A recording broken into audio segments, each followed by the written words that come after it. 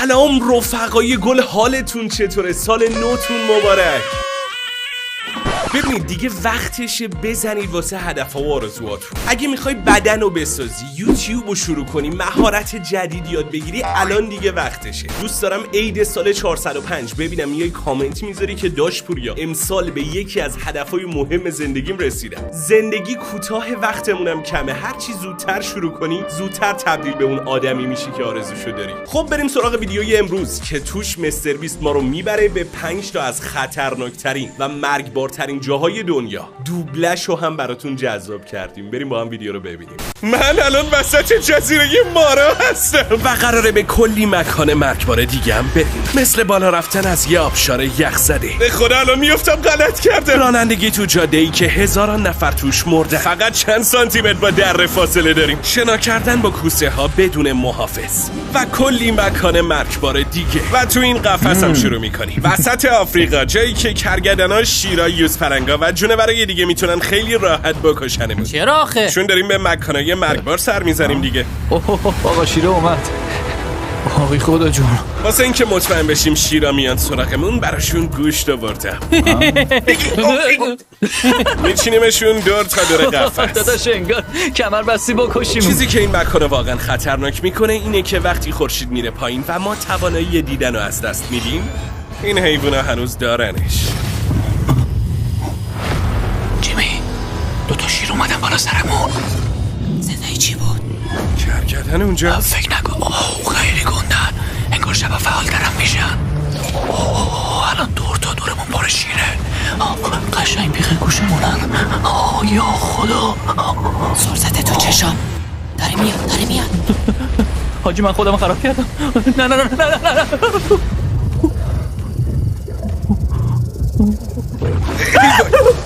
ببینم بالاخره تو این ویدیو میکشیم یا نه.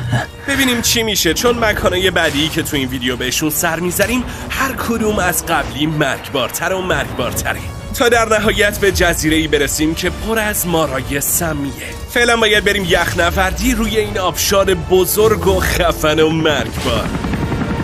خب بچه‌ها اینجا قراره قضیه جدی خطرناک بشه. هلیکوپتر الان ما رو آورده وسط اتفاق نیفتیم، وسط کوهستانیم. الان میخوایم چه شکلی سلام برسون. حالا تو کوهستان خودمونیم و خودمون و دیگه راه برگشتی نیست. ما باید هر جور شده از این صخره یخزده بالا بریم با استفاده از این چکمه‌های تیغدار و این یخ شکنه. این ترسناکترین کار عمرمه. ان شاءالله که خیره. چی میگفتم توم ریدر بازی کردم، نگفتم بالا را کرافت رفتم مسافرت که. مصب تو شو بخواید مطمئن نبودم من پسش بر بیایم یا نه. و نولان نامردم کارو واسمون آسون‌تر نکرد.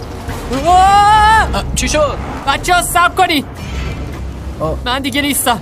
نمیشه کم بیاری که. ببین یاد بگیر. نولان ترسو همیشه کنار میکشه. نولان رفیق این نولان بنده خدا اینقدر مسخرش کردن جدی ترسو شده. حالا نمیدونم چون ترسو بوده اینقدر مسخرش کردن یا چون اینقدر مسخرش کردن ترسو شده. نکته خیلی مهمیه. نولان ترسو همیشه کنار میکشه. نولان رفیق نیمه راه بود. با کسر چه ارتفاعی بود. مسیر اومدی. جیمی از من به تو نصیحت. پایینو نگاه نکن.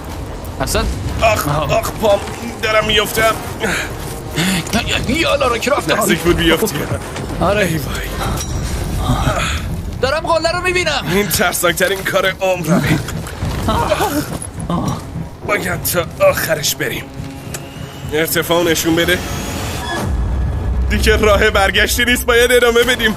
فقط یه کم دیگه مونده و نزدیک گریم بگیره. با اینکه هیچ تجربه قبلی نداشتم ولی یه جورایی موفق شدیم به آخر این آبشار یخزده برسیم. بالاخره رسیدیم داداش. مشتی هستیم و پرطرفدار، ولی به نظرم نولان عاقل‌تر از ما بود. خب ببینیم از پس مکان مرگبار سومم برمیایم یا نه. یه جایی توی بولیوی، یه جاده‌ای که کمتر کسی ازش زنده برگشته. حالا ما توی مرگبارترین جاده دنیاییم. ارتفاع این صخره اندازه یاسمون خراشه.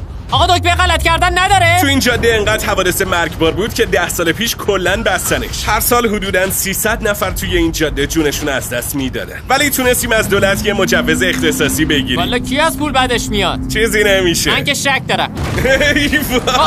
حالا میفهمم چرا بهش میگن جاده من. تو که به کتفت هم نیست همینجوری گاز میدی.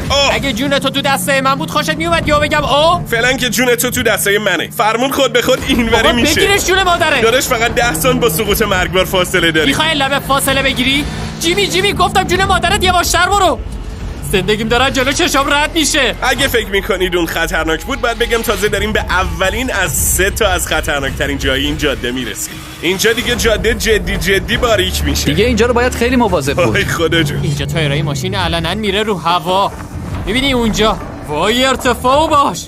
فقط میتونم بگم پرام.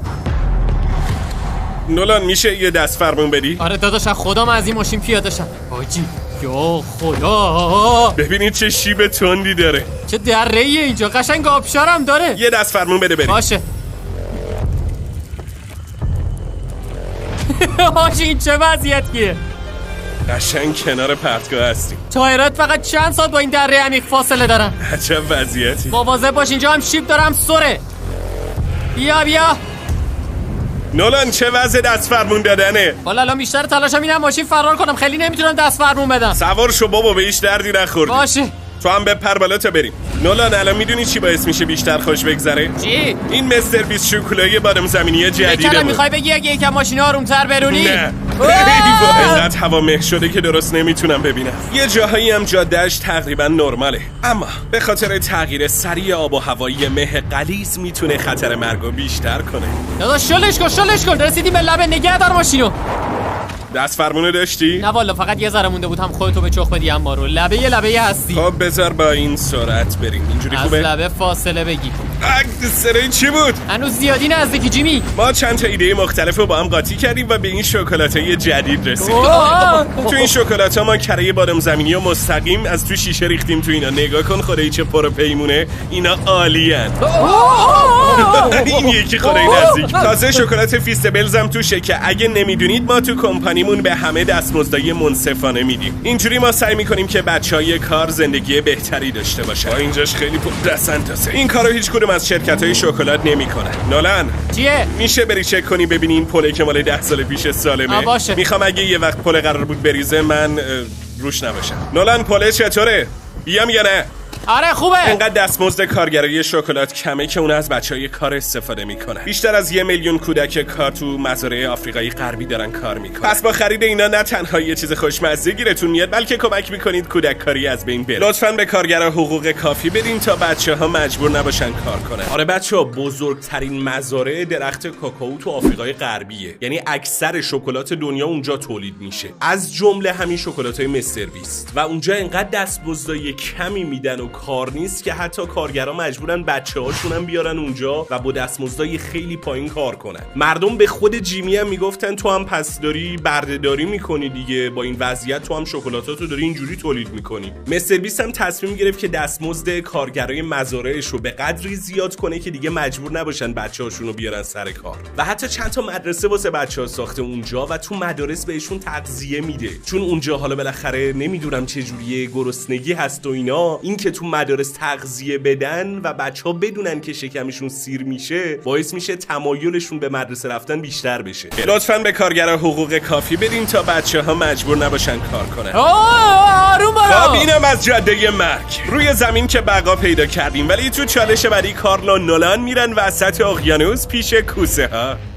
الان میخوان بدون قفس محافظ ما رو بندازن تو ها. مردم با این قفسا میرن پایین، ولی جیمی میخواد ما رو خوش بفرسته. کوسه هایی که اینجان به حمله های ناگهانیشون معروفن که باعث میشه اینجا خطرناکترین آبهای آمریکا باشه. خدا آخر عاقبتمون رو به خیر کنه. تو این کوسه ها چرا انقدر گندن؟ خیلی ترسناکه. جیمی چرا انقدر اصرار داره بدون قفس بره؟ کار پشت سرت. حاجی گندهشون اومد سراغ من. نورم بیا دیگه. نمیخوام بیام بابا، ولم کن. ایشالا که امروز سالم برمیگردم خونم. وای پسرا نزدیک خیلی گنده ترن. خیلی خوب کارل، این کوسا 2 برابر قد تو هم. اشکال نداره، اصلا اشکال نداره. چیزی که دیدید در برابر مکان خطرناک بعدی هیچی نیست. جایی که وسط جنگل‌های بارانی آمازونه. تنها چیزی که میتونه زیبایی این مکان رو خنثی کنه خطرناک بودنشه، چون فقط در عرض چند دقیقه جنگل میتونه از این به این تبدیل بشه. بارونایی که اینجا میاد میتونه خیلی زود رودخونه رو پر کنه و باعث سیل تو منطقه بشه. امروز ما اومدیم به آبشارای گاکتا، جایی که سیل رودخونه میتونه ما رو از ارتفاع 300 متری به پایین پرت کنه به سمت مرگ قطعی و مهمونای ویژه امروزمون این 2 نفره. هیز 7 روز توی طبیعت دووم آورد و بیلی هم 100 روز توی یه مکعب بود. البته این کار بیشتر تخصص ایشونه. آقا گفتن احتمال مرگ کمه. یعنی صفر نیست؟ چی گفتی نفهمیدم؟ بیا نترس. بعد از ساعت مواظب باش. ساعت ها پیاده روی و گذشتن از سرترین و خطرناکترین مسیرهای ممکن. میگی من خوبم. بالاخره به مقصدمون رسیدیم.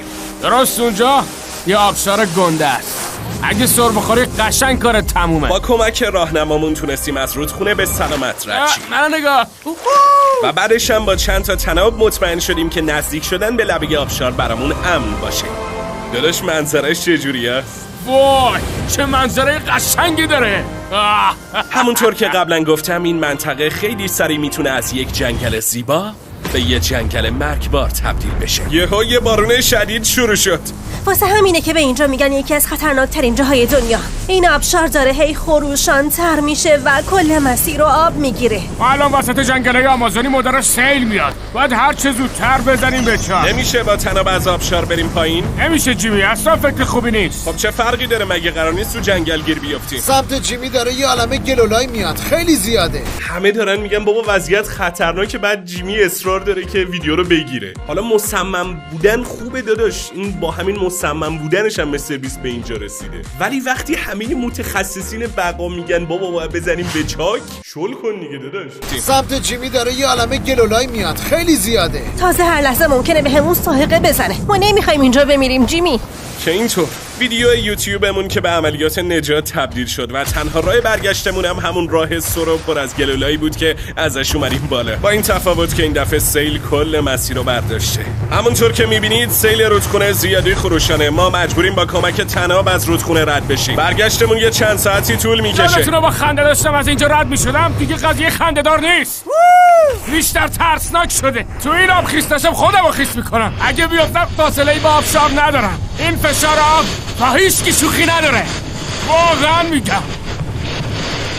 از تناب کمک بگیرید تا بتونید رد شید. خانم راهنما تو رو خدا نذار بمیرم. بعد از ساعت‌ها گذشتن از سیل و گلولای بالاخره تونستیم زنده از این جنگل بیایم بیرون. حالا وقتشه که به مرگبارترین نقطه جهان بریم. رتبه 1مون توی خطرناکترین مکان‌های دنیا. بچه‌ها میخوام آخر ویدیویی ببرمتون یه جای پشمریزون که اونم جایی نیست جز جزیره مارها.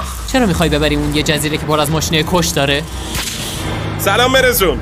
خب ما تا فردا بدبخت و آواره‌ایم. درسته ما میخوایم شب روی مرگبارترین جزیره دنیا بمونیم و چون مارای سمی زیر تک تک قدمامون وجود دارن، این چکمه‌های مخصوص تنها چیزی هن که ازمون محافظت میکنن. پس یعنی هر جایی ممکنه مار باشه. درسته؟ درسته. جیمی اگه یکی از این مارا نیشمون بزنه چی میشه؟ در واقع به محض اینکه مار نیشت بزنه گوشتت شروع میکنه به ذوب شدن و احتمالاً زیر 1 ساعت بمیری. حس میکنم اگه جوابو نمیدونستم وضعم بهتر بود. باید حواسمون جمع باشه.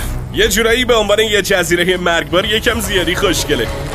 آره خدایی این بالا خیلی خوشگله. بچه اگه از اینجا بیافتید مردید. بله در جریان. مواظب باشید. احتمالاً با خودتون فکر کنید که تو جزیره مارها کف زمینش باید پر از مار باشه دیگه. ولی در واقع بعد از کشتن تمام موجودات روی زمین، مارها الان روی درختان و پرنده ها رو شکار میکنه. ما الان رسما وارد جنگل شدیم و هر لحظه امکان داره یه مار از رو درخت‌ها بپره رومون و نیشمون بزنه. نه تنها باید مواظب پاهامون باشیم بلکه باید حواسمون باشه نپرن رو سرمون.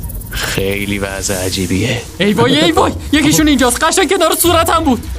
با گرفتن این مارا دانشمندا میتونن زهرشون رو استخراج کنن و ازش پادزهر درست کنن. الان این ماره سمیه. درسته. یعنی اگه این نیشم بزنه بنده مردم. درسته. تو رو خدا بگیرش اون طرف، حواست باشه. این هنوز نابالغه. ای وای ای بابا این که رفت. داداش انداختیش. نه خودش فرار کرد. یعنی داشمون انقدر ماره رو کول انداخت من گوشیمو میندازم انقدر کول نیست. هرچی بیشتر میریم تو جنگل این بوتا خیلی انبوهن، نمیتونم جلومو درست ببینم. هر آن ممکنه یه مار بپره رو سر کلم. به مارای بیشتری برمیخوریم. این یکی دیگه بالغه. داداش این دفعه دربره زشته. باشه آقا با اجازهتون ما یکم فاصله میگیرید. پادزهری که از این مار میگیرید جون چند نفر رو نجات میده؟ جون هزاران نفر رو. وای خیلی باحاله. با پادزهرایی که اینا میسازن میشه نیش بیشتر از 90% مارای توی برزیل رو درمان کرد. یعنی هر ماری که بگیریم جون 1000 نفر رو نجات میده. هی جیمی نگاه کن یه دونه گندهشون بالا. داداش این یکی دیگه واقعا گنده است. دیگه خجالتشون ریخته. راحت میان بیرون. بقیه روزمون به گرفتن این مارای مرگبار گذشت و حتی کمکشون کردیم که زهراشون استخراج کنیم. خب اون ماره تو ارتفاع 15 متریه و بچه‌ها میگن باید تکون بدیم درختو تا بیفته. امشب که قرار نیست زیر این درخت تا بخوابیم. ماره به ماره چپش هم نیست. باید بگیریمش، به پادزهرش نیاز داره. هوا کم کم داشت تاریک میشد و باید روی بقا تمرکز میکرد. خب باید کمپ‌ها رو بسازیم. کمپ‌ها ساخته شد ولی متاسفانه نمیدونم که اینا ضد مار هستن یا نه. قراره امشب لای مارا بخوابیم. ترسناکه. میخوام بخوابم. امیدوارم نصف شب نبینم یه مار رفته تو خشتکم. آجی خیلی ترسناکه. خدا میکنم زودتر برگردم خونمون. صبح که بیدار شدیم فقط یه چیز تو ذهنمون بود، این که هر چیز زودتر از این جزیره فلنگو ببندیم. ما تو هر گوشه دنیا به مسافه مرگ رفتیم، از یه آبشار بزرگ یخزده بگیر تا رانندگی تو چند سانتی یه دره عمیق، شنایه بدون حفاظ با کوسه ها و در نهایت ما از جزیره مارا هم جون سالم به در بردیم. ممنون که ویدیو رو تا آخر دیدین. این شکل جدیدمون رو یادتون نره امتحان کنید، میتونید از این مغازه بخریدش و اینجوری به از بین رفتن بردگی کودکانم کمک میکنید. تازه فصل 2 بیست گیمز هم داریم میسازیم، به زودی منتظر خبراش و دوبلش از کانال پوریا وست باشی. آره بچه‌ها فصل 2 بیست گیمز هم تایید شد که داره ساخته میشه و این دفعه جایزه 15 میلیون دلاری گذاشتن. واقعا دیوانه کننده است، ولی احتمالاً به امسال یعنی 2025 نرسه دیگه، سال آینده بیاد، چون مسرویس گفت تازه دارن شروع میکنن مراحل ساختشو. خلاصه که دمتون گرم که تا آخر ویدیو با من بودید. امیدوارم لذت برده باشید و تو ویدیوی بعدی میبینمتون.